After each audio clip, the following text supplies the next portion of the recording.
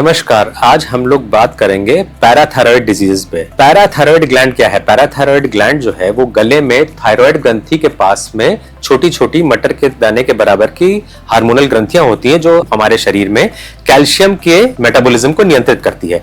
वो parathyroid hormone secrete करती है और उससे ये मेटाबॉलिज्म डिसाइड होता है कि जो हम लोग कैल्शियम खाते हैं वो हड्डी में कितना जमा होना है, ब्लड में कितना रहना है और पेशाब के रास्ते बाहर कितना जाना है। तो कभी कभी इन ग्लैंड्स में जो है गांठ बन जाती है जिसको पैराथायराइड एडेनोमा कहते हैं और वो ज्यादा पैराथायराइड हार्मोन सेक्रीट करने लगती है। जब पैराथायराइड हार्मोन ज्यादा सेक्रीट होता है तो उसको हम लोग कहते हैं हाइपर पैराथायराइडिज्म, मतलब पैराथायराइड ग्लैंड से हार्मोन ज्यादा बनता है। तो उसके परिणाम स्वरूप क्या होता है कि हमारे शरीर में जो कैल्शियम हड्डियों में डिपॉजिट होना चाहिए तो पैराथायराइड हार्मोन जो है वो उल्टा काम करके हड्डियों से कैल्शियम निकाल निकाल के पेशाब के रास्ते से बाहर भेजता रहता है। तो धीरे धीरे हड्डियां कमजोर होना शुरू हो जाती है जिसको ऑस्टियोपोरोसिस कहते हैं या जिसको हम लोग पैथोलॉजिकल फ्रैक्चर कहते हैं। कभी कभी उसमें कुछ ब्राउन ट्यूमर्स बन जाते हैं जो पैथोलॉजिकल फ्रैक्चर्स कर देते हैं। तो बार बार किडनी स्टोन बनना ये एक लक्षण हो जाता है हाइपर पैराथायराइडिज्म में। हड्डियों में दर्द होना, मांसपेशियों में दर्द होना, हड्डियों का टूटना, हड्डियों का टेढ़ा होना, ये सब संभावनाएं जब advance cases of hyper parathyroidism में होते हैं। ऐसे पेशेंट्स में हम लोग फिर आगे कुछ स्कैन्स करके ये डिसाइड करते हैं कि जो 4 पैराथायराइड ग्लैंड्स हैं हम लोग के गले में, इसमें से कौन सी ग्रंथि जो है वो खराब तरीके से काम कर रही है या किसमें गांठ बन गई है